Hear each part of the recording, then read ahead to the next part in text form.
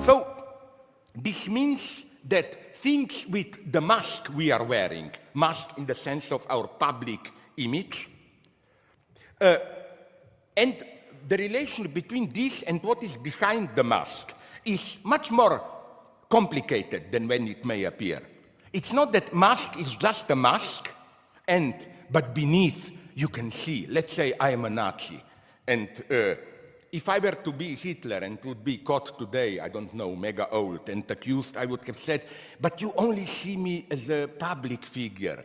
Didn't you know how I stroke cats, I play with children, my God, I'm a warm human person, and so on and so on. And there is only one answer to this. No, it's not that your public mask masks the real person behind.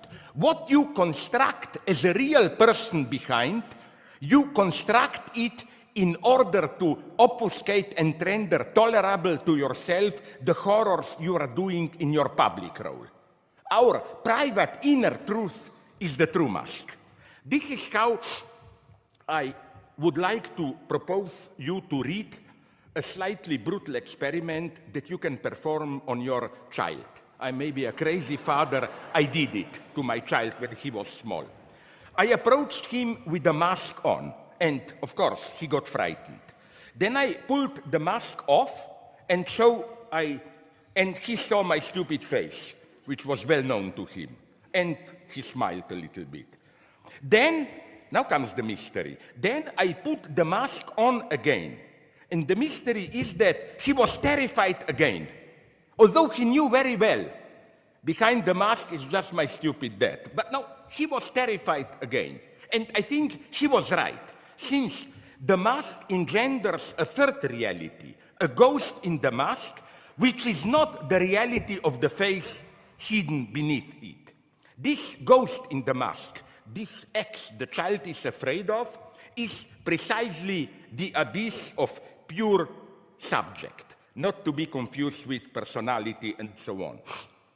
This is also the reason why, that's how I read, how do you call it in English? I don't know, in French they call it burqa, this cover of Muslim women. This is why wearing a burqa is so unbearable for some of us in the West. Not because the face remains hidden, so that we don't know with whom we are dealing, but because we, in a way, see the void behind the naked face, this ultimate mask. When, in 2010, the French government prohibited wearing a burqa in public, what could not but strike the eye was the ambiguity of those who criticized allowing women wearing a burqa.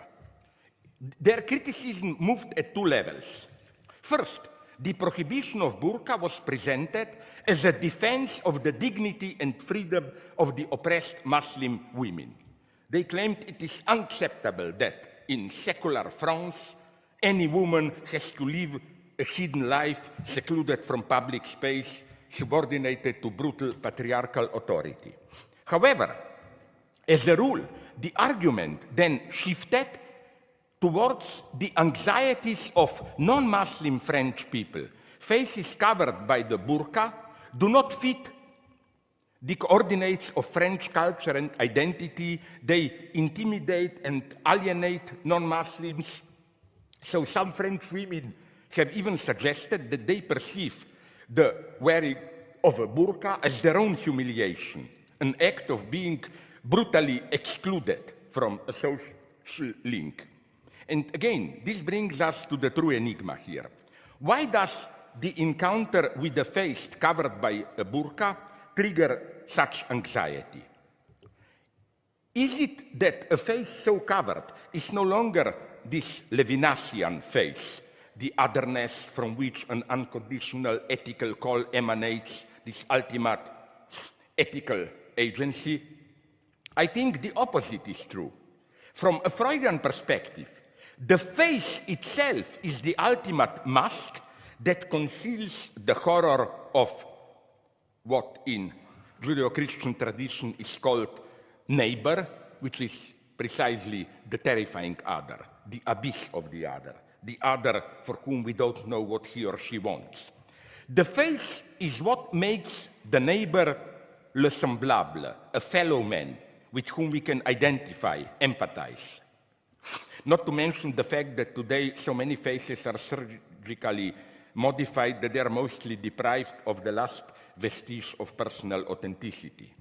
This then is why I claim covered face causes such anxiety. It confronts us directly with the neighbor in its uncanny dimension. The very covering up of the face obliterates a protective shield so that the other neighbor stares at me directly. Recall that the burqa has a narrow slit for the eyes. We don't see the eyes, but we know there is a gaze there. Alphonse Allais, the French satirical writer, presented his own version of Salome's dance of 7 whales. When Salome is completely naked, Herod shouts, go on, expecting her to take off also the veil of her skin. We should imagine something similar with a woman wearing a burqa. It's the opposite of a woman removing her burqa to reveal her face. We should imagine a woman taking off the skin of her face itself so that what we see beneath is precisely the anonymous, dark, smooth, burqa-like surface with a narrow slit for the gaze. You see my point? I think what you see with the covered face is precisely a totally naked woman when the face as the ultimate mask is taken off. That's why it's so horrible.